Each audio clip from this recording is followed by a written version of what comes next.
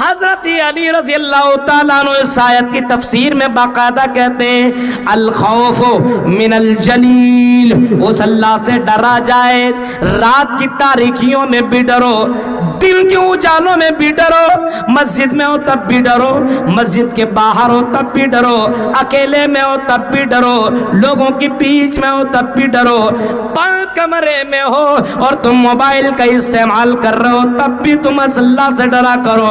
الخوف من الجلیل، اللہ کے نبی صلی اللہ علیہ وسلم حضرت ابو ذر غفاری سے کبھی آپ نے فرمایا تھا اے ابو ذر غفاری اتق اللہ حیث ما کنت، اے ابو ذر غفاری جہاں کہیں رہنا تم اللہ تعالیٰ سے ڈرتے رہنا، کہیں بھی رہنا تم اللہ تعالیٰ سے ڈرتے رہنا۔ آج ہمارے مسلمانوں کے حالات کو دیکھو میرے بھائیوں، جلسوں میں بھی آیا کرتا ہے تب بھی اللہ کا ڈر اپنے دلوں کے اندر نہیں ہے کہ ہم جلسے میں آئے ہیں، قرآن کی آیتیں پڑھی جا رہی ہے، ہم قرآن کی آیتیں سن کر کے قرآن کا مذاق اڑا رہے ہیں۔ وہ تو سنتے نہیں تو کفار مکہ، آج ہم اور آپ سن کر کے مذاق اڑا رہے ہیں۔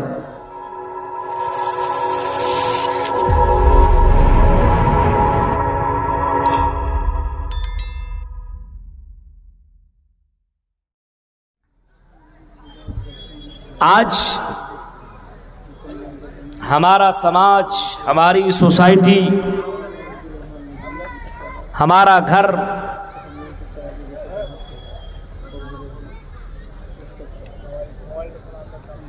بگڑ چکا ہے، یا یہ کہہ لیجئے بد سے بدتر ہو چکا ہے۔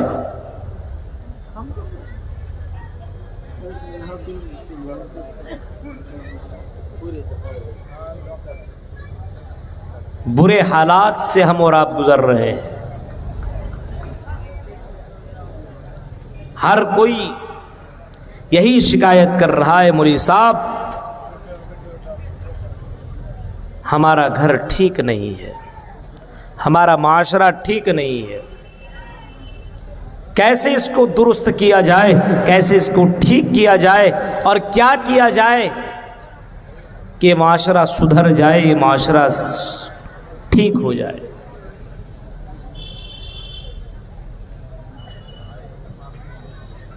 معاشرہ، سماج گھروں سے بنتا ہے، اور گھر ایک دوسرے سے مل کر کے ہوتا ہے۔ گھر کے اندر بہت سارے افراد ہوا کرتے ہیں، ان افراد کی اصلاح کی ضرورت ہے۔ اگر گھروں کی اصلاح ہو جائے تو معاشرے کی اصلاح ہو سکتی ہے۔ ہر کوئی اپنے اپنے گھر کی اصلاح کر لے، معاشرے کی اصلاح ہو جائے گی۔ اسی وجہ سے قرآن کہتا ہے یا ایھا الذین آمنوا قوا انفسکم واہلیکم نارا، اے ایمان والو، اے مومنو، تم اپنے آپ کو، اپنے گھر والے کو، اپنے پریوار والے کو، اپنے رشتہ دار والے کو، اپنی بیٹیوں کو، اپنے بیٹوں کو، اپنے فیملی کو، ان کو جہنم کی آگ سے ڈرا دو، خود کو بھی جہنم کی آگ سے ڈراؤ، اور اپنے فیملی اور اپنے پریوار کے لوگوں کو بھی جہنم کی آگ سے ڈراؤ۔ یہ کون کہہ رہا ہے؟ یہ اللہ تعالیٰ کہہ رہا ہے، کیونکہ اللہ کو معلوم ہے جہنم کی آگ کتنی بھیانک ہے۔ اللہ جانتا ہے جہنم کی اس منظر کو، اور اللہ تعالیٰ اس جہنم کی آگ کی کیفیت کو اللہ ہی جانتا ہے۔ اسی وجہ سے اللہ کہہ رہا ہے کہ اپنے آپ کو اور اپنے گھر والے کو جہنم کی آگ سے بچاؤ۔ خود کو بھلے ہر کوئی اپنے آپ کی اصلاح کرے، ہر کوئی اپنے اپنے گریبان کے اندر جھانک کر کے دیکھنے کی کوشش کرے، یہ سوچے کہ اگر ابھی اسی وقت ہماری موت ہو گئی، ہمیں اگر ہمارے پاس اگر ملک الموت آیا اور اس نے ہماری روح قبض کر ڈالی اور ہم مر گئے تو ہم کہاں جائیں گے؟ جنت کے اندر، جہنم کے اندر، کیونکہ زندگی کی کوئی گارنٹی نہیں ہے۔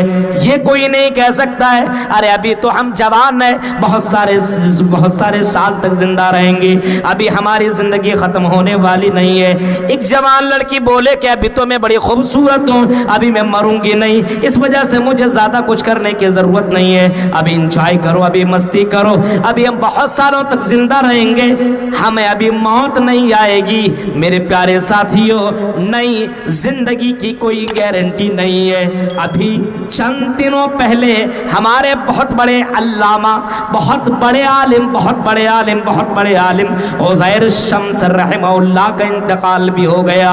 اچانک ہارٹ اٹیک ہوا، انتقال کر گئے۔ کسی نے سوچا بھی نہیں تھا کہ اس تک دنیا میں کسی کو باقی نہیں رکھا گیا ہے، یہاں تک کہ نبی سے کہا گیا وَمَا رَسَلَّا مِن قَبْلِكَ، اے رسول آپ سے پہلے جتنے بھی رسول لائے، آپ سے پہلے جتنے بھی پیغمبر آئے، جتنے بھی رشی منی دنیا کے اندر آئے، سب کو ہم نے مار ڈالا۔ اے نبی آپ کو بھی اس دنیا سے مر جانا، اس دنیا سے چلے جانا ہے۔ انک میت وانہم میتون، اے نبی آپ کو بھی مرنا ہے، اور جو لوگ آپ کے موت کا انتظار کر رہے ہیں انہیں بھی اس دنیا کو چھوڑ کر کے چلے جانا ہے۔ ہر کوئی اپنے آپ میں سوچے کہ مجھے جانا ہے، ہم نے اپنے لیے کیا تیاری کی ہے۔ جب اپنے بارے میں سوچے گا، جب اپنے پریوار کے بارے میں سوچے گا، آپ کے چہرے کے اندر جھریاں پڑ گئی، آپ بڈھے نظر آنے لگے، آپ اسی عمر میں ایسا دکھنے لگے، ماجرا کیا ہے؟ آپ نے فرمایا لوگوں مجھے سورہ ہود نے، سورہ غاشیہ نے، سورہ قیامہ نے اور فلاں فلاں سورتوں نے مجھے بڈھا بنا دیا ہے۔ فلاں فلاں سورتوں کو جب میں پڑھتا ہوں اس کے اندر جہنم کے مناظر ہیں، اس کے اوپر آنے والی زندگی کے مناظر اس کے اندر موجود ہیں، وہ سب پڑھ کر کے اب میری زندگی کے اندر چینجنگ آ گئی ہے، تبدیلی آ چکی ہے۔ غور کیجئے میرے بھائیوں، ذرا سوچئے، حضرت عمر فاروق کو دیکھیے کیسا بدلا اپنے آپ کو۔ آج ہم اور آپ پورے قرآن پڑھ ڈالیں، پوری رات بھر تقریریں سن لیں، کوئی چند تبدیلی نہیں ہے۔ کل جیسے کر رہے تھے وہ آج بھی کریں گے۔ مولوی صاحب آپ قرآن پڑھتے چلے جاؤ، حدیثیں پڑھتے چلے جاؤ، ہمیں کوئی فرق نہیں پڑے گا، ہم وہی کریں گے جو کرتے چلے آ رہے ہیں، ہمارے اندر کوئی تبدیلی نہیں آئے گی۔ حضرت عمر فاروق کی زندگی کو دیکھو، اللہ کے رسول صلی اللہ علیہ وسلم کی زبان مبارک سے حضرت عمر فاروق نے جو سنا کہ اللہ کے نبی نے کبھی فرمایا تھا کہ کچھ لوگوں کو کل قیامت کے دن لایا جائے گا اور اس کو جہنم کے اندر ڈال دیا جائے گا، لایا جائے گا، اور اپنی ذمہ داری کا اس کو احساس نہیں ہوگا، تو اپنی ذمہ داری کا احساس نہ ہونے کی وجہ سے وہ آدمی جہنم کے اندر جائے گا، اس کو بھی جہنم میں ڈالا جائے گا۔ آج ہمیں اپنی ذمہ داری کا احساس ہے؟ بیٹی کہاں جا رہی ہے کوئی مطلب نہیں ہے، بیٹا کہاں جا رہا ہے کوئی مطلب نہیں ہے، ہم اپنے گھر کی فکر کر رہے ہیں، کون کرے گا ہماری گھر کی فکر؟ اب کوئی رسول، کوئی پیغمبر، کوئی رشی منی دنیا میں نہیں آئیں گے، کوئی رسول، کوئی پیغمبر، کوئی رشی منی دنیا میں نہیں آئیں گے۔ ہاں سن لو، اب دنیا میں کوئی نبی نہیں آئے گا، اب تجھے سمجھانے والا، بتانے والا، ڈرانے والا اس روئے زمین کے اندر کوئی دوسرا نبی نہیں آئے گا۔ اللہ کے نبی نے کبھی فرمایا تھا لا نبی یا بعدی، میرے بعد کوئی نبی نہیں آئیں گے، میرے بعد کوئی رسول دنیا میں نہیں آئیں گے، میرے بعد کوئی تمہارے پاس ڈرانے والا نہیں آئے گا۔ میرے پیارے ساتھیوں، اب ہمارے پاس کوئی ڈرانے والا جب آئے گا ہی نہیں، ہماری بیٹیوں کو کون سدھارے، ہمارے بیٹوں کو کون سدھارے، ہماری سماج کے اندر سدھار کون لائے؟ یہ تو قدم ہمیں اٹھانا پڑے گا، ہمیں اپنے بچوں کو اسلام بتانا پڑے گا، ہمیں اپنے بچوں کو اللہ کا پاور، اللہ کا ڈر بتانا پڑے گا، ہمیں اپنے بچوں کو بتانا پڑے گا آئی میرے بیٹے اپنی زندگی کو بدل، شراب سے اپنے آپ کو توبہ کر لے، جوا کے اڈوں میں بیٹھنا بند کر اور ان زناکاریوں کے اڈوں سے اپنے آپ کو بچانا شروع کر دے، کیونکہ آئی میرے بیٹے ایک دن ایسا آئے گا جو تمہیں اپنی زندگی کے بارے میں تمہیں جواب دینا پڑے گا۔ انسان کو اگر اپنے آپ کو بدلنا ہو اور تبدیلی کرنا ہو اپنے گھر کے اندر، تو اپنے بچے کے دلوں کے اندر اللہ کا ڈر، اللہ کا خوف، تقوی پیدا کرنے کی ضرورت ہے۔ آج ہم اور آپ، ہمارے اندر بھی ڈر نہیں ہے اور بچوں کے اندر بھی ڈر نہیں ہے، باپ بھی نہیں ڈر رہا تو بیٹوا بھی نہیں ڈر رہا ہے۔ آج ہمارے اندر اللہ کا ڈر نہیں ہے. جلسوں کے اندر، مسجدوں کے اندر اب حالات دیکھیے کیا ہے. قدم پھونک پھونک کر کے رکھنے کی ضرورت ہے. قدم پھونک پھونک کر کے رکھنے کی ضرورت ہے. اللہ سے ڈرو. اپنے گھر والوں کے اندر یہ ڈر، یہ خوف پیدا کرو. حق تقاتہ، جیسا ڈرنے کا حق ہے ویسا اللہ سے ڈر. حضرت علی رضی اللہ تعالیٰ عنہ اس آیت کی تفسیر میں باقاعدہ کہتے ہیں الخوف من الجلیل، اس اللہ سے ڈرا جائے. رات کی تاریکیوں میں بھی ڈرو، دن کے اجالوں میں بھی ڈرو، مسجد میں ہو تب بھی ڈرو، مسجد کے باہر ہو تب بھی ڈرو، اکیلے میں ہو تب بھی ڈرو، لوگوں کے بیچ میں ہو تب بھی ڈرو، بند کمرے میں ہو اور تم موبائل کا استعمال کر رہے ہو تب بھی تم اللہ سے ڈرا کرو. الخوف من الجلیل. اللہ کے نبی صلی اللہ علیہ وسلم حضرت ابو ذر غفاری سے کبھی آپ نے فرمایا تھا اے ابو ذر غفاری اتق اللہ حیث ما کنت. اے ابو ذر غفاری جہاں کہیں رہنا تم اللہ تعالیٰ سے ڈرتے رہنا، کہیں بھی رہنا تم اللہ تعالیٰ سے ڈرتے رہنا. آج ہمارے مسلمانوں کے حالات کو دیکھو میرے بھائیوں، جلسوں میں بھی آیا کرتا ہے تب بھی اللہ کا ڈر اپنے دلوں کے اندر نہیں ہے کہ ہم جلسے میں آئے ہیں، قرآن کی آیتیں پڑھی جا رہی ہے، ہم قرآن کی آیتیں سن کر کے قرآن کا مذاق اڑا رہے ہیں. وہ تو سنتے نہیں تو کفار مکہ، آج ہم اور آپ سن کر کے مذاق اڑا رہے ہیں. الخوف من الجلیل، اللہ تعالیٰ سے ڈرا جائے. موبائل استعمال کرتے وقت ڈرا جائے، فون میں باتیں کرتے سمے آپ ڈریں اللہ تعالیٰ سے، ڈرنے کی کوشش کریں. والخوف من الجلیل، الخوف من الجلیل والعمل بالتنزیل. تقویٰ کیا دیکھ لیجئے آپ، والعمل بالتنزیل، اور شریعت کے اوپر عمل کیا جائے. یہ نہیں جب من کیا تب عمل کر لیا، جب من کیا تب عمل نہیں کیا، ہر وقت عمل کیا جائے. شادی بیاہ میں دیکھیے آپ ہمارے یہاں کتنے رسم و رواج ہے. ان رسم و رواج نے ہمارے سماج کو کہاں سے کہاں تک پہنچا دیا. لڑکیوں کو زنا کرنے پر مجبور کر دیا. یہ ہمارے رسم و رواج نے لڑکیوں کو ان تمام اڈوں تک پہنچا دیا ہے. 8 لاکھ لڑکیاں مرتد ہو گئی. معلوم ہے آپ کو، باپ بڈھا ہے، 4 جوان بیٹیاں، اس کے پاس اتنے پیسے نہیں ہیں کہ وہ اپنے بچوں کی شادیاں کر سکیں. اب شریعت کے مطابق وہ شادی کرنا چاہ رہے ہیں، لیکن سامنے والا کہتا ہے ایسے کیسے شادی ہوگی، ہم تو باراتی لے کر کے آئیں گی، ہمیں یہ چاہیے کھانے میں، اور بغیر گاڑی کے کیسے ہم شادی کر لیں گے، ہمیں تو گاڑی چاہیے، ہمیں تو یہ چاہیے، ہمیں تو یہ چاہیے. شریعت کے اوپر عمل کہاں، کون کرے گا عمل؟ والعمل بالتنزیل، شریعت کے اوپر عمل کیا جائے، ہر وقت عمل کیا جائے. میرے بھائیوں، شریعت کے اوپر عمل ہونا چاہیے. خود عمل کرو، اپنے پریوار والوں کو عمل کراؤ. والاستعداد لیوم الرحیل، اور قیامت کے دن کی تیاری کیا جائے. والرضا بالقلیل، اور اللہ نے جو تمہیں دے رکھی ہے، جو نعمتیں دی ہے، جو تیرے تقدیر میں لکھ دیا ہے، جتنا تو نے کمایا ہے یا جو کچھ کر رہا ہے، یہ اسی کے اوپر راضی ہو جا، اسی تقدیر کے اوپر تو راضی ہو جا. کسی امیر کو دیکھ تو جلنے کی ضرورت نہیں ہے، تیری تقدیر میں جتنا لکھا ہوا تمہیں اتنا وہ مل رہا ہے. اس وجہ سے اللہ کو گالی دینے کی ضرورت نہیں ہے، اللہ کو برا بھلا کہنے کی ضرورت نہیں ہے. تیری تقدیر میں جتنا لکھا ہوا ہے اتنا تمہیں مل رہا، اس کے اوپر تمہیں راضی ہو جاؤ. یہ ہے تقوی. لیکن آج ہمارے یہاں یہ تقوی ہے ہی نہیں. یہ خوف کہاں ہے؟ کسی کو دیکھ لیا جلن شروع. تو یہ تقوی اپنے اندر پیدا کرنے کی ضرورت ہے، اور اپنے بچوں میں یہ تقوی پیدا کرنے کی ضرورت ہے. یہ خوف اپنے اندر پیدا کرنے کی ضرورت ہے. ہمارے گھروں کی اصلاح تبھی ہو سکتی ہے جب ہمارے اندر یہ تقوی آئے گا.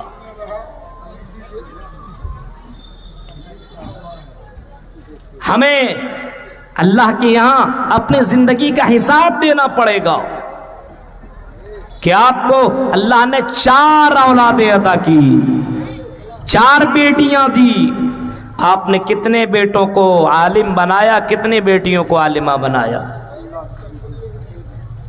آپ نے کتنے بیٹوں کو اسلام کے لیے آپ نے قربان کیا؟ 12-13 سال کا ہو جائے ہوٹل پہنچا دو، ارے مدرسہ میں کیا رکھا ہے، پڑھ کر کے کیا کرے گا؟ میرے بھائیوں، جب تک آدمی شریعت کو نہیں جانے گا تب تک وہ صحیح معنوں میں اللہ کی عبادت نہیں کر سکتا ہے۔ انما یخشی اللہ من عبادہ العلماء، سب سے زیادہ اللہ تعالیٰ سے ڈرنے والے یہ علماء ہوتے ہیں۔ اب کوئی آدمی جواب دے، مولوی صاحب کیا بول رہے ہیں آپ؟ عالم کہاں ڈرتا ہے؟ اس نے تو یہ کیا، اس نے تو یہ کیا، اس نے تو یہ کیا۔ میں ان ملاؤں کی اور ان عالموں کی میں بات نہیں کر رہا ہوں میرے بھائیوں، ایسے ایسے عالم گزرے ہیں، ایسے ایسے عالم ہیں دنیا کے اندر، ان کی زندگیوں کو آپ پڑھیے اور دیکھیے تو آپ کو لگے گا کہ وہ ہمارے لیے مثال ہے۔ آج ہیں ایسے عالم، غور کرو میرے بھائیوں، اپنی زندگی کو تبدیل کرنے کی کوشش کرو، اپنے بیوی اور بچوں کو سدھارنے کی کوشش کرو، کیونکہ یہ ذمہ داری تمہاری ہے۔ کلکم راعٍ وکلکم مسئول عن رعیتہ، ہر کوئی ذمہ دار ہے، اس کے ذمہ داری کے بارے میں کل قیامت کے دن سوال کیا جائے گا۔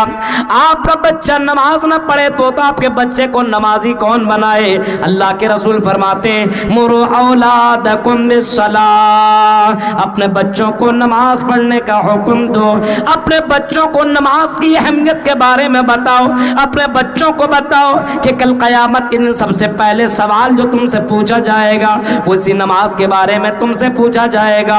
اول ما یحاسب بہ العبد یوم القیامہ الصلاۃ، اس قیامت کے دن سب سے پہلے تم سے اسی نماز کے بارے میں تم سے سوال کیا جائے گا، نماز کے بارے میں پوچھا جائے گا۔ آئی میرے بیٹے نماز کی پابندی کر، آئی میری بیٹی نماز کی پابندی کر لے، کیونکہ کل قیامت کے دن تم سے حقوق اللہ میں سب سے پہلے نماز کے تعلق سے سوال کیا جائے گا، سب سے پہلے تم سے اس چیز کے بارے میں پوچھا جائے گا۔ ذرا تصور کیجئے اور سوچئے، ہم اور آپ اپنے بچوں کو نمازی بنا رہے ہیں؟ مسجدوں کے اندر دیکھیے آپ کتنے لوگ نماز پڑھنے کے لیے جاتے ہیں، اپنے گھر کا جائزہ لیجئے۔ من حافظ علیہ کانت لہ نورا و برہانا و نجاتا یوم القیامہ، جس نے نماز کی حفاظت کی، جس نے نماز کی حفاظت کی، اللہ کے نبی فرماتے من حافظ علیہ کانت لہ نورا و برہان و نجاتا یوم القیامہ، جس نے نماز کی حفاظت کی تو کل قیامت کے دن اس کے لیے وہ نماز دلیل بن جائے گی، روشنی بن جائے گی، اس کے لیے وہ نماز دلیل بن جائے گی، وہ نجاتن یوم القیامہ، اور قیامت کے دن یہی نماز اسے نجات دلائے گی، اس کو جہنم سے بچائے گی، اس کو جہنم سے بچا کر کے جنت میں پہنچا دے گی۔ میرے بھائیوں، اس نماز کی اس پاور کو سوچنے کی کوشش کرو، نماز کی اہمیت کو جاننے کی کوشش کرو، اور اگر نماز کی اہمیت کو نہیں جانو گے اور نماز کی پابندی نہیں کرو گے تو کوئی عالم تمہیں جنت میں نہیں پہنچائیں گے۔ وَمَن لَّمْ يُحَافِظْ عَلَيْهَا لَمْ يَكُن لَّهُ نُورٌ وَلَا بُرْهَانٌ وَلَا نَجَاتٌ، فرمایا جس نے نماز کی قدر نہیں کی، جس نے نماز کی حفاظت نہیں کی، لَمْ يَكُن لَّهُ نور، تو اس کو نور نہیں دیا جائے گا، اسے قیامت کے دن روشنی نہیں ملے گی، اسے نجات نہیں ملے گی۔ وَحُشِرَ يَوْمَ الْقِيَامَةِ مَعَ فِرْعَوْنَ، قیامت کے دن فرعون کے ساتھ اٹھایا جائے گا۔ اب جس کو فرعون کے ساتھ اٹھنا ہے نماز مت پڑھو، قارون کے ساتھ اٹھنا ہے تو نماز مت پڑھو، حامان کے ساتھ اٹھنا ہے تو نماز کی پابندی مت کرو۔ اپنے بچوں کو یہ باتیں آپ بتائیے، اپنے بیٹوں کو آپ بتائیے نماز کی پابندی اپنے گھر میں کرانے کی کوشش کیجیے، اور صرف مسجد ہی میں نماز، ساری نمازیں مت پڑھیے۔ فرض نماز آپ وہاں پڑھ لیں تو گھر میں آ کر کے نماز پڑھیں، اور اگر آپ نماز پڑھنے کے لیے جا رہے ہیں تو اپنے چھوٹا چھوٹا بیٹا ہے 7-8 سال کا، 5-6 سال کا، اس کو لے کر کے آپ جائیں مسجدوں کے اندر۔ 6-7 سال سے آپ لے جانا شروع کر دیں گے اور دھیرے دھیرے اس کو آپ اس بات کی عادت ڈالیں گے تو وہ دھیرے دھیرے نمازی بن جائے گا۔ اب ابھی آپ کہہ رہے ہیں مولوی صاحب یہ تو ابھی بچہ ہے، اس کو کون نماز پڑھانے کے لیے لے جائے؟ جب 10-12 سال کا ہو جائے گا اس کے بعد بولو گے کہ نماز پڑھو، وہ نماز نہیں پڑھے گا، کیوں؟ بچہ وہ تھوڑی رہ گیا ہے کہ آپ کی بات کو وہ مانے گا۔ اور بیٹیاں اگر آپ نماز پڑھ رہی ہیں تو اپنے بیٹیوں کے لیے بھی ایک الگ مصلی بچھاؤ اور اس کو بھی نماز کے لیے کھڑی کر دو کہ بیٹی میرے ساتھ آپ نماز پڑھیے۔ یہ کون کرے گا؟ اپنے گھروں کی اصلاح کرنی ہو تو نماز کی پابندی خود کرو، اپنے گھر والوں کو کراؤ۔ اسی طریقے سے اگر گھروں کے اندر اصلاح کرنے کی ضرورت ہے تو گھروں کے اندر اصلاح اس طریقے سے کیا جا سکتا ہے کہ آپ اپنے بیٹوں کو دیکھیے کہ آپ کا بیٹا کن لڑکوں کے ساتھ اس کی دوستی ہے، اپنی بیٹیوں کو دیکھیے کہ اس کی دوستی کن لڑکیوں کے ساتھ ہے۔ آپ دیکھیے آپ کا بیٹا کن لڑکوں کے ساتھ رہ رہا ہے، اپنے بیٹوں کو دیکھیے اس کی دوستی اگر زناکاریوں کے ساتھ ہے، اگر شراب پینے والوں کے ساتھ ہے تو اس کو روکیے، ایسے لڑکوں سے دوستی مت کروائیے، کیونکہ الرجل علی دین خلیلہ فلینظر احدکم من یخالل۔ فرمایا اگر کسی آدمی کو دیکھنا ہے کہ یہ کیسا تو اس کے دوست کو دیکھو کہ اس کا دوست کیسا ہے، پتہ چل جائے گا۔ اسی وجہ سے دوستی بہت سوچ سمجھ کر کے کرنے کی ضرورت ہے۔ اپنے گھروں کی اصلاح کرنی ہے تو اپنے بیٹوں کے اندر یہ سب چیزیں لانے کی ضرورت ہے۔ غور کریے میرے بھائیوں، لیکن آج ہمارے یہاں یہ سب چیزیں موجود نہیں ہے۔ آج ہم دوسروں کے اوپر انگلیاں اٹھاتے ہیں، فلاں ایسا ہے فلاں ایسا ہے، اور اپنے گھر کی اصلاح نہیں کر رہے، اپنے گھر کو سدھارنے کی کوشش نہیں کر رہے ہیں۔ کون کرے گا؟ آپ کے یہاں کوئی مولوی صاحب جا کر کے آپ کے گھر والے کو سدھارے گا؟ یہ آپ کی ذمہ داری بن رہی ہے۔ ذرا غور کرو میرے بھائیوں،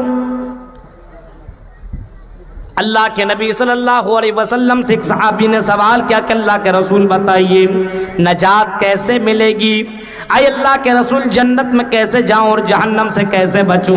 آپ نے فرمایا امسک علیک لسانک، آپ نے ان کو جواب دیا کہ تم اپنی زبان کے اوپر کنٹرول کرو، زبان کے اوپر کنٹرول کرو۔ آج ہماری زبان ہی کے اوپر کنٹرول نہیں ہے۔ اپنے باپ کو گالی دینے والے لوگ موجود ہیں، اپنے ماں کو گالی دینے والے لوگ موجود ہیں، اپنے بھائیوں کو برا بھلا کہنے والے لوگ موجود ہیں، اپنی زبان کے اوپر کنٹرول نہیں ہے۔ اللہ کے رسول صلی اللہ علیہ وسلم نے اسی زبان کے تعلق سے فرمایا الفم والفرج، زبان کی وجہ سے اور شرمگاہ کی وجہ سے لوگ زیادہ تر جہنم کے اندر جائیں گے، زیادہ تر اسی زبان کی وجہ سے لوگ جہنم کے اندر جائیں گے۔ آپ فرماتے ہیں لوگوں اگر تمہیں جہنم سے بچنا ہے تو اپنی زبان کے اوپر کنٹرول کر، اپنے بیٹوں اور اپنے بیٹیوں کو سمجھاؤ، سکھاؤ، اس کو بتاؤ یہ زبان جو اللہ تعالیٰ نے دی ہے یہ بہت بڑی نعمت ہے، اسی زبان ہی کی وجہ سے لوگ زیادہ تر جہنم کے اندر جائیں گے۔ آئی میرے بیٹے اس زبان کا غلط استعمال مت کرنا۔ آپ نے کبھی اس انداز سے فرمایا تھا من یزمل لی ما بین لحییہ وما بین رجلیہ ازمل لہ الجنہ۔ اے لوگوں تم مجھے دو چیزوں کی ضمانت اور گارنٹی دے دو، میں تمہیں جنت کی ضمانت دیتا ہوں، ازمل لہ الجنہ، میں تمہیں جنت کی ضمانت دیتا ہوں، دو چیزوں کی ضمانت دے دو۔ یہ میں نہیں کہہ رہا ہوں، یہ کوئی عالم آپ سے نہیں کہہ رہا ہے، بلکہ یہ جناب محمد رسول اللہ کا فرمان ہے کہ مجھے دو چیزوں کی گارنٹی دے دو۔ آج مسلمانوں کے اندر دو ہی چیزوں کے اندر گڑبڑی ہے، زبان کا پکا نہیں ہے اور اسی طریقے سے اپنے شرمگاہ کی حفاظت کرنے والا نہیں ہے. جلسوں کے اندر آتا ہے تو وہی معاملہ ہو, گھروں کے اندر وہی معاملہ ہے, بازاروں کے اندر وہی معاملہ ہے. میرے پیارے ساتھیوں, آج ہم اپنی زبان کے اوپر کنٹرول نہیں کر رہے ہیں, آج ہم اپنے شرمگاہ کے اوپر کنٹرول نہیں کر رہے ہیں. اللہ کا ڈر ہی نہیں ہے تو کنٹرول کہاں سے ہوگا؟ اللہ کا خوف اپنے یہاں پیدا کرنے کی ضرورت ہے. لیکن یہ خوف آئے گا کہاں سے؟ آئے گا اسی وقت جب ہم اور آپ اللہ کو سمجھیں گے کہ اللہ کا پاور کتنا زبردست ہے. اپنے یہاں اپنے گھروں کی اگر اصلاح کرنی ہے تو میرے بھائیوں, اپنے گھر کے اندر قرآن کو لازم پکڑو, قرآن کو اپنے یہاں تلاوت کرنا لازم کر دو کہ قرآن پڑھو, قرآن سمجھو, قرآن سے رشتہ جوڑو. آج ہر کسی کے موبائل کے اندر وہی گانا لگا ہوا ہے. گھر سے باہر نکلیے تو نوجوان لڑکا لوگ تو اس کو سمجھتا ہے بس اس کے بغیر کچھ زندگی ہے ہی نہیں. غور کیجیے, آپ اپنے گھروں کو تم قبرستان مت بناؤ. رمضان آیا تو تم نے قرآن کی آیتوں کو اپنے موبائل میں اپنے موبائل میں اپلوڈ کر لیا, ڈاؤن لوڈ کیا, اور اپنے گھروں کے اندر آپ نے بہت بڑے باکس میں آپ نے لگا دیا اور قرآن کی آیتیں آپ نے بجانا چالو کر دیا اور لوگوں کو بتانا شروع کر دیا کہ میں پکا سچا مسلمان ہوں. پورا مہینہ قرآن کی آیتوں سے تیرے گھر کے اندر آوازیں آتی رہی, تیرے گھر کے اندر آوازیں آتی رہی, لیکن جیسے یہ رمضان کا مہینہ ختم ویسے قرآن کی آیتیں ڈیلیٹ تم نے اپنے موبائل سے کی اور اپنے موبائل کے اندر تم نے بھوجپوری گانا اپلوڈ کر دیا. میرے بھائیوں, ایک مہینہ آتا ہے جس میں تم مسلمان بن جاتے ہو اور دوسرا مہینہ آتا ہے اور اپنے آپ کو تم چینج کر لیتے ہو, اپنے آپ کو بدل لیا کرتے ہو. یہ کیسے مسلمان ہو؟ قرآن سے رشتہ جوڑو. اپنے گھر کے اندر نماز کو پابندی کے ساتھ اپنے گھر کے اندر بھی یہ چیز لاگو کرو.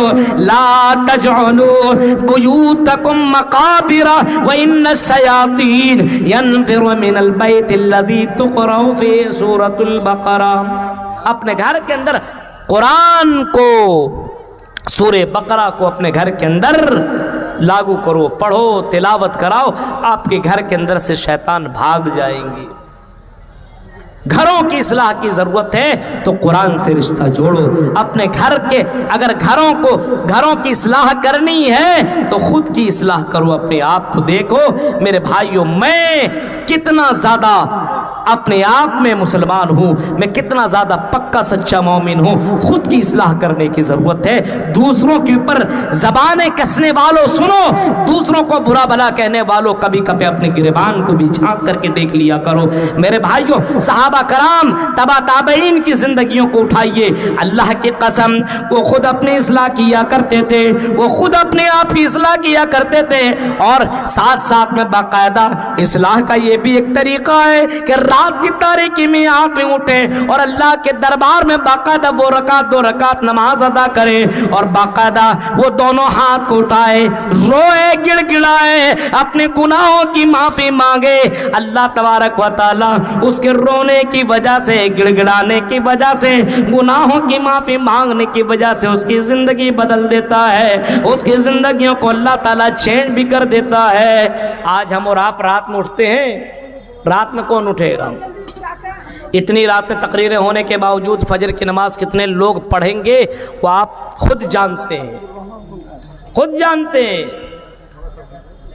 اپنے آپ کو بدلو, چینج کرو, گھروں کے اندر یہ چیزیں لاگو کرو, تب آپ کے گھر کے اندر اصلاح ہو سکتی ہے. خود رات کی تاریکی میں اٹھو, نماز پڑھو.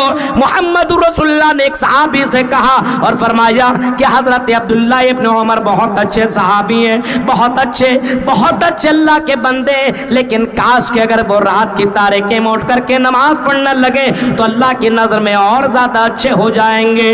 حضرت عبداللہ ابن عمر کی کانوں کانوں میں کسی نے یہ بات پہنچائی کہ محمد رسول اللہ نے آپ کو بڑا اچھا کہا ہے اور آپ کی تعریف کی ہے، لیکن آپ کے بارے میں صرف اتنا کہا ہے، کاش کہ حضرت عبداللہ ابن عمر رات کی تاریکی میں نماز پڑھنے لگے، تہجد کی نماز پڑھنے لگے تو اللہ کی نظر میں اور زیادہ اچھے ہو جائیں گے۔ یہ سننا تھا کہ حضرت عبداللہ ابن عمر اسی دن کے بعد فَكَانَ بَعْدُ لَا يَنَامُ مِنَ اللَّيْلِ إِلَّا قَلِيلًا، اس کے بعد رات میں انہوں نے سونا کم کر دیا، رات میں اٹھا کرتے تھے اور تہجد کی نماز پڑھ لیا کرتے تھے۔ میرے پیارے ساتھیوں، محمد رسول اللہ کا ایک جملہ سن لیا کرتے تھے اور اپنی زندگیوں کو بدل لیا کرتے تھے، اپنی زندگیوں کو تبدیل کر لیا کرتے تھے، اپنے آپ کو بدل لیا کرتے تھے۔ اتنی تقریریں سننے کے باوجود ہمارے اندر کوئی تبدیلی نہیں ہے۔ ہم داڑھی پھر بھی چلائیں گے، ہم ٹخنوں کے نیچے کپڑا تب بھی پہنیں گے، ہم جہیز لیں گے، ہم جہیز کی شادیوں میں شامل بھی ہوں گے، ہم بارات میں جائیں گے، یہ سارا کام ہم کریں گے اور اپنے آپ کو ہم مسلمان بھی گردانیں گے، اپنے آپ کو اہل حدیث بھی کہیں گے۔ میرے بھائیوں، یہ کتنی بری بات ہے کہ اپنے آپ کو مسلمان کہلانے کے باوجود ان تمام چیزوں کے اندر ہم اور آپ شامل کر رہے ہیں۔ غور کیجیے آپ، وَابْقِ عَلَىٰ خَطِيَّتِكَ، اگر اپنی اصلاح کرنی ہے، نجات اگر آپ کو پانی ہے اور نجات دلان، وَابْقِ عَلَىٰ خَطِيَّتِكَ، اپنے گناہوں کو یاد کر کے رویا کرو۔ حضرت عمر فاروق کے بارے میں آتا ہے، حضرت عمر فاروق کے بارے میں آتا ہے، اپنے گناہوں کو یاد کر کے رویا کرتے تھے اور اتنا زیادہ رویا کرتے تھے عمر فاروق، اتنا زیادہ رویا کرتے تھے کہ آپ کی آنکھوں کے نیچے گڈھے پڑ گئے تھے، آپ اتنا زیادہ رویا کرتے تھے۔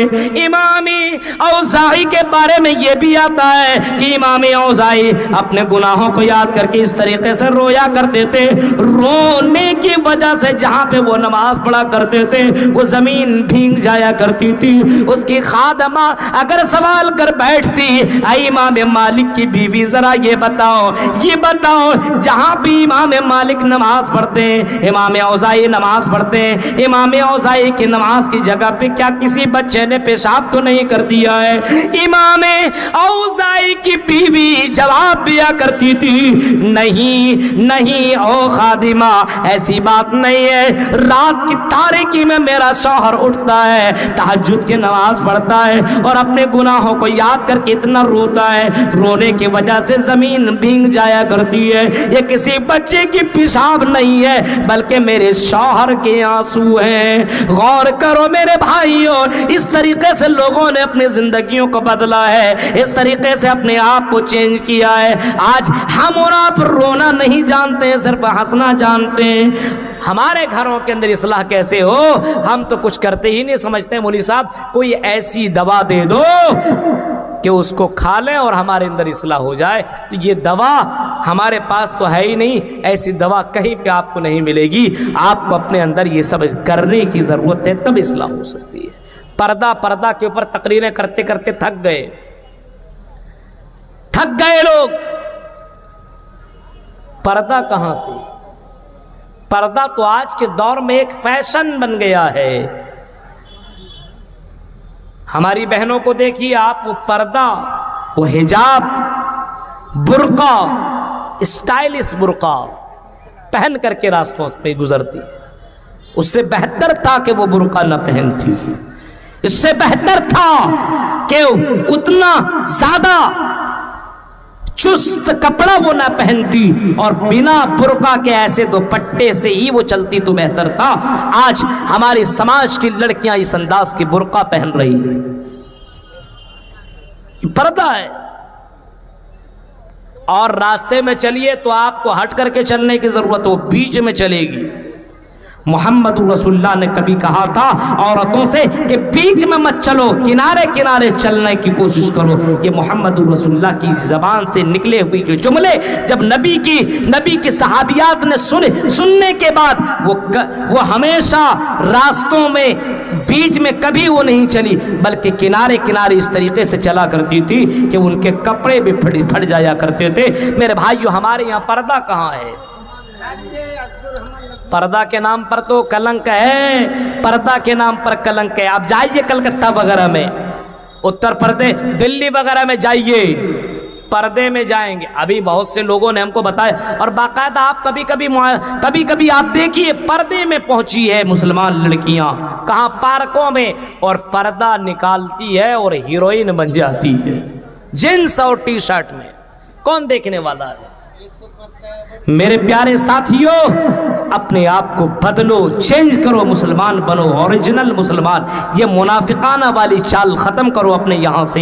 ایسا نہیں ہونا چاہیے کہ آپ مسلمان ہو اور آپ نمازی بھی نہ ہو. آپ مسلمان ہو اور جہیز کے لین دین آپ کے یہاں ہو رہے ہو. آپ کے یہاں شادی بیاہ میں جو رسم و رواج ہے اس کو کون دور کرے گا؟ صرف مولوی ہی ذمہ داری لے اور آپ اس کے ذمہ دار نہ ہو. میرے بھائیو، ایسا ہو ہی نہیں سکتا ہے. ان تمام چیزوں کو ختم کرنے کی کوشش کرو. گھر کی اصلاح ہو سکتی ہے، اپنے آپ کی اصلاح کی جائے، اپنے گھروں کی اصلاح کی جائے تب سماج کی اصلاح ہوگی، ورنہ سماج کی اصلاح نہیں ہو سکتی ہے جب تک کہ آپ اپنے آپ کی اصلاح نہ کر لے. ہر کوئی اپنے آپ ٹھان لے کہ آج کے بعد میں یہ کام نہیں کروں گا، زنا نہیں کروں گا، شراب نہیں پیوں گا، جوا نہیں کھیلوں گا، میں جہیز والی شادیوں میں نہیں شامل ہوں گا، اور نہ ہی ایسے شادیوں کو سپورٹ کروں گا. تو اللہ کی قسم سماج کے اندر اصلاح ہو سکتا ہے. شرط یہ ہے کہ اپنے آپ میں لوگ ٹھان لیں کہ میں یہ کام کروں گا، آج کے بعد ایسی جگہوں میں نہیں جاؤں گا، تب اصلاح ہو سکتا ہے. زبان سے کہہ دینے سے کچھ نہیں ہوتا ہے، عمل کرنے سے ہوتا ہے. آج عمل کی سخت ضرورت ہے میرے بھائیوں.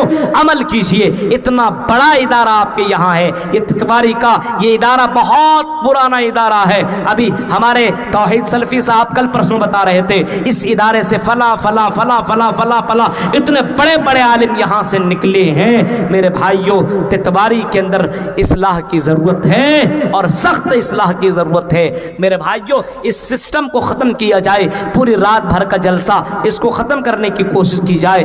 آپ اپنے آپ کو سمجھانے کی کوشش کیجئے کہ پوری رات بھر آپ جاگیں گے، پوری رات بھر عالموں کو جگائیں گے، تو میرے بھائیوں آنے والا دن اس کا کیسا ہوگا یہ آپ خود فیصلہ کر سکتے ہیں. اپنے اندر اصلاح لانے کی ضرورت ہے، اصلاح کرنے کی ضرورت ہے. میرے بھائیوں، یہ چند باتیں تھی اصلاح کے تعلق سے. مجھے نکلنا ہے اور بہت دور جانا ہے. آپ کو معلوم ہے کہ میں بہت لمبا سفر کر کے آتا ہوں اور بہت دور جانا پڑتا ہے. ڈیوٹی ہے، نبھانی ہے. میرے بھائیوں، ذمہ داریاں ہیں، ان ذمہ داریوں کو نبھانا ضروری ہے.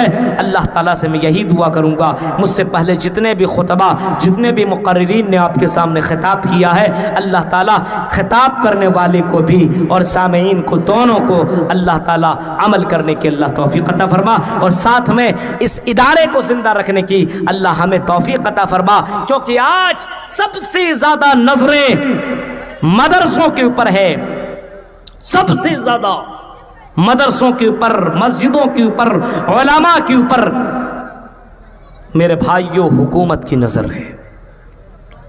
کسی نہ کسی بہانے سے اداروں کو ختم کرنے کی کوشش کی جا رہی ہے. اور آج مولانا عبدالرحمان نجمی مرشد آباد سے جو تشریف لائے ہیں ان کو لانے کی زحمت کریں. مولانا حسن صاحب یا ہیڈ مولانا شفیق عالم صاحب ندوی حفظہ اللہ سے گزارش ہے کہ مولانا عبدالرحمان نجمی جو مرشد آباد سے تشریف لائے ہیں ان کو لے آئیں. اپنے مدارس کو مضبوط کیجیے، اپنے مدارس کو مضبوط کیجیے، اپنے مسجدوں کو مضبوط کیجیے. اپنے یہ اسلام کے قلعے ہیں، ان کو مضبوط کرنے کی ضرورت ہے. ان تنصروا اللہ ینصرکم ویثبت اقدامکم. اگر تم اللہ کی مدد کرو گے تو اللہ تمہاری مدد کرے گا اور اللہ تمہاری قدموں کو جما دے گا. میرے بھائیوں، یہ چند باتیں تھیں جو میں نے آپ کے سامنے رکھی ہے. اللہ تعالیٰ جب تک ہمیں زندہ رکھ، اسلام کے اوپر زندہ رکھ، جب بھی خاتمہ ہو ایمان کے اوپر خاتمہ ہو. آمین. وآخر دعوانا الحمدللہ.